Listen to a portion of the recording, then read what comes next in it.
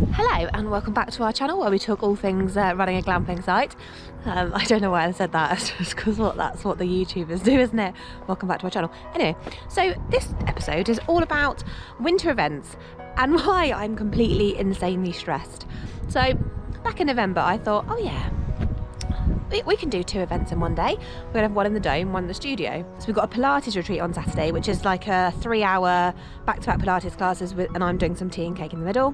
But we've also got a baby shower for 23, and that's gonna be in the studio. I have had sleepless nights over this, and I tell you why, there's no bloody parking.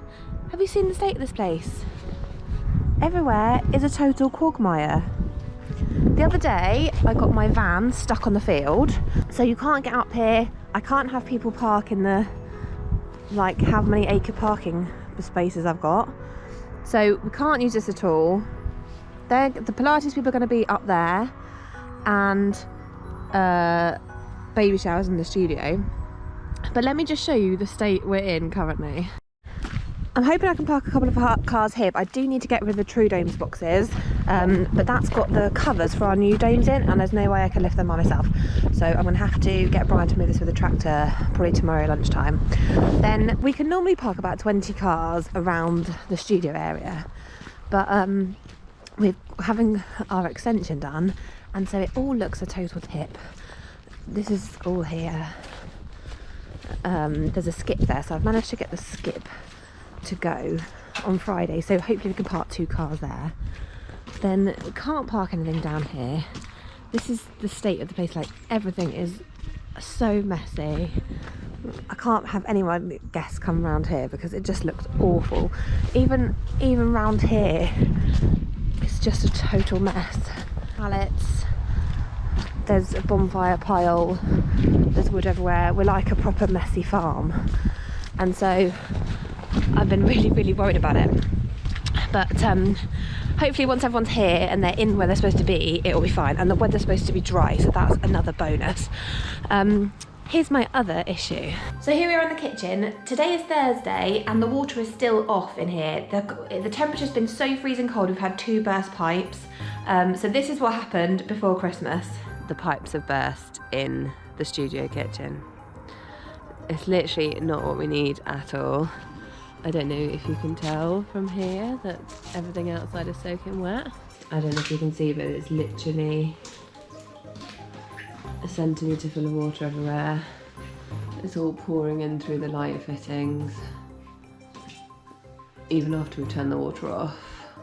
It has happened before. Like, this is probably the 4th or 5th time it's happened, and we've insulated it and we've replaced the joints with copper ones instead of plastic ones, and still the sodding pipes have to burst. So it's all like soaking wet all through into the shower room. Like, this is just soaking, and right through into the toilet as well. It's just gross. So Brian's gone to get the extension lead, the long extension lead. And luckily we've got a carpet cleaner thing, sucky uppy thing, that we're going to just suck up all the water with, but there's not really much point until it stops dripping. So that is the sorry state of affairs now. I feel really rough. I just really want to cry. So we're using the Vax, but literally it takes about 3 seconds and the thing's full up, so we're having to keep emptying it, but I'm sure it's not what it's designed for. No, it's definitely not designed for what we use it. So that all got cleared up, that was fine. And then 2 days ago I came in here and the water was just pouring through the ceiling, because although the water was off, the tank, the cylinder in the loft had popped in the cold, and that still had water in it. So that came gushing through the ceiling. So now the water's still off. So I need the plumber to come. The plumber's coming tomorrow to hopefully double check that I've managed to pop it back in all right, because I don't trust my plumbing. And I need to get the water back on in here, because if I can't, then nobody can use the toilet. I'm gonna have to use a different kitchen to do all the catering and stuff. And so it would be a total disaster, We have to get the water back on. I have already, yesterday with Emma, set up the whole studio for the baby shower. So I've just done all the plates and tables, so that's all set up. And then this is where all the teas and stuff are going to be. So this is all done, so I feel a little bit better now. But the next thing I've got to tackle is the event dome. And another reason why I'm stressed, when you see the state of it, you'll understand. So this is the state the event dome's in. We just don't have any ventilation in here yet. So there's continual condensation, it just keeps dripping and dripping. So I don't know if you can see on the floor, there's these major wet patches everywhere. At the moment I just feel like it's a bit unusable in the winter. Can you see it dripping? And you can see how like the condensation's run down the side and has made the black from the metal like drip down. So I need to try and clean all that off. I just feel really sad about this poor dome.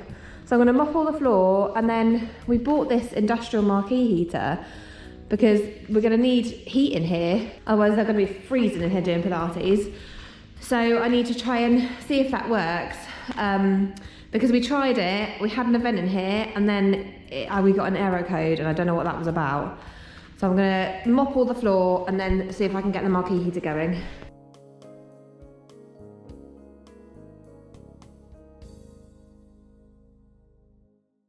The more I keep mopping, the more it keeps dripping. Can you hear it dripping? It's all just, the whole ceiling's wet and it's just dripping. Let's get the heater on. We bought a 5 kilowatt generator, which runs off diesel. But what I've just discovered is the Bluetti products, but also there's loads of them, Portal Power Technology, there's all sorts of different ones. They're basically battery power packs. So I've just bought this one, which looks like this. So this is a 700 watt battery basically. So this will do my lights for 10 hours. So all the like festoon lights and fairy lights in here. It's got USB points, got 2 actual plug-ins, and it's got a DC output. So it takes quite a while to charge fully up. I haven't charged it fully up yet. It came charged, so I need to see how long it takes it to charge fully up. But I'm hoping I can run my marquee heater off this, just so I don't have to drag the generator up here. So I'm going to plug it in and see if it works.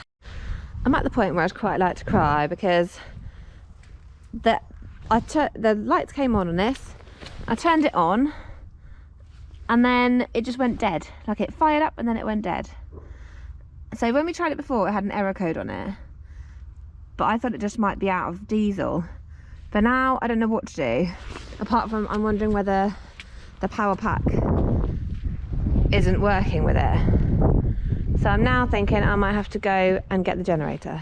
Okay, generator is now powering the marquee heater. It seems to be happy. Okay, it's just stopped. So either the generator's run out of petrol, or there's something wrong with the heater.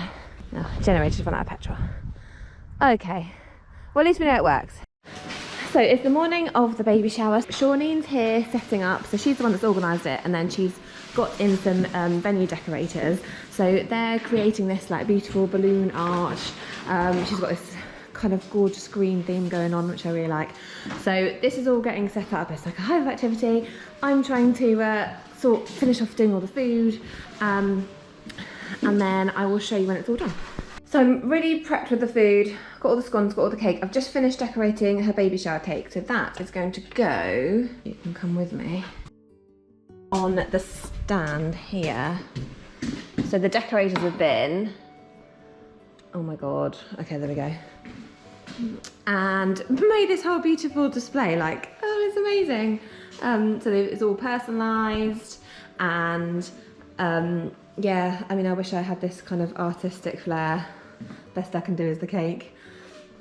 So it looks amazing, and then there's all sorts of bits here. She's got some games, baby bingo, labour or lust. I mean, that looks hilarious. Bump or beer, again, hilarious. So they've got some Prosecco for later, obviously for the non-pregnant people. And then she's put her own napkins and confetti, done these little bags for everybody. And oh, what is this? Oh, right, you can write a message and then make a puzzle. I mean, oh, it's amazing. So it's all set up. So I feel confident now. This is all good to go.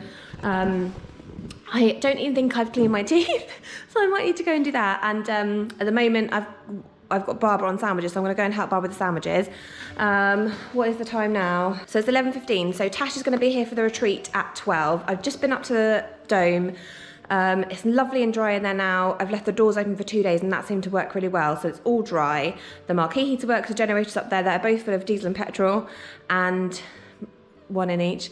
And then, so I know that's all good to go. So I'm going to go and finish making the sandwiches.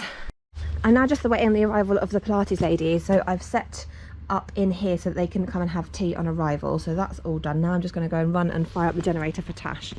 So this is Tash. She's going to be doing the Pilates retreat. So she's set up for her 16 in here. I've put the marquee heater on, so hopefully that will make it nice and toasty in here.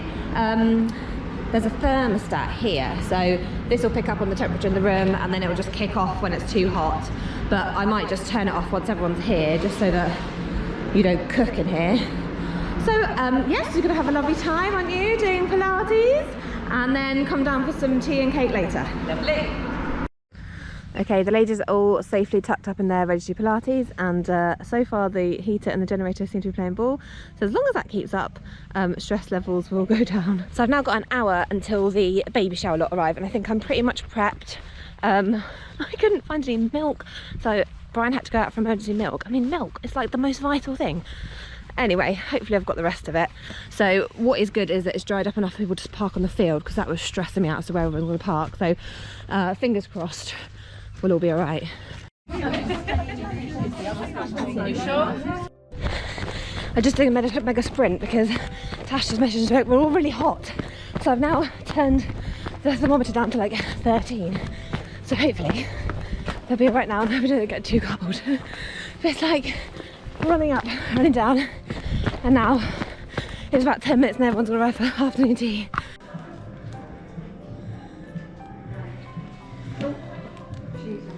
Yeah, I just love making cakes.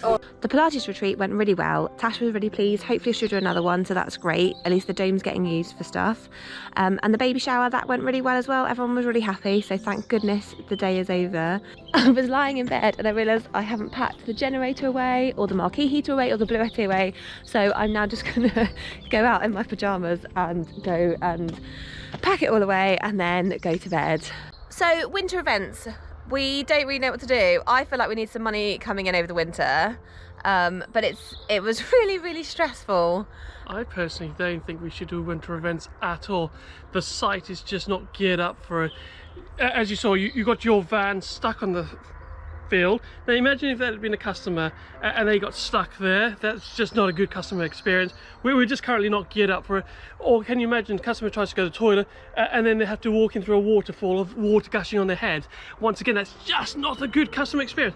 Personally, I think we just need to mothball the whole site over the winter. That gives us some time to just relax and regroup for the next year. And as it is every year, we try to make improvements and grow the site and that. So that's our only time to do it, is during the winter. But when we've got events and that, it just makes it so much more difficult. So Percy, I say let's just close down over the winter. Yeah, and this is the main reason we don't open the glamping over the winter, is because... Can you imagine? It just would not be a good customer experience at all. No, we would rather, to be honest, not have the money and not get the terrible reviews about how muddy it was and how their car got stuck and that sort of thing, than keep it open. I know a lot of glamping sites do open over the winter, and it's a question we get asked a lot, is why don't you open over the winter? And this is the main reason. The site's not geared up for it. It's too muddy, it's too wet, and it's too cold, basically. But that's down to us. Other sites might want to, and maybe they're better geared up for it, and good on them. But for us, obviously, your revenue increases a lot if you can open over the winter. But for us, it's just not feasible.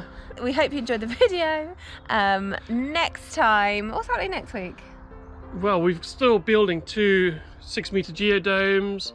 We've got play equipment to do. Yeah, so that's to happen. Hopefully at some point James will come and start digging out and changing the outdoor kitchen area. Yeah, that'll be exciting. Although the way things are going, that might not happen this year. No, because I'm just worried if we start digging, then it's never going to be it ready won't be green in time for April. Yeah. But, so who knows? Yeah. We shall have to wait and see. Obviously, we've got a massive big house extension that's happening as well. That's keeping us very busy as well. Yeah, that's taking up a lot of our time, actually. Yeah, totally. So, but no, we shall see. I'm sure that we are also going to be visiting other glamping sites out there. So if you want us to come and visit you, just let us know. We don't charge, and I keep banging on about that. We just like to visit people and meet new people and see how they're doing things and just get to know everybody. yeah, so Camilla and Leon's video should be out soon about their Yeah. marsh farm glamping. That's looking amazing now, so we're really proud of them. And yeah, stay tuned. Don't forget to subscribe, and we'll see you on the If next you made it video. this far.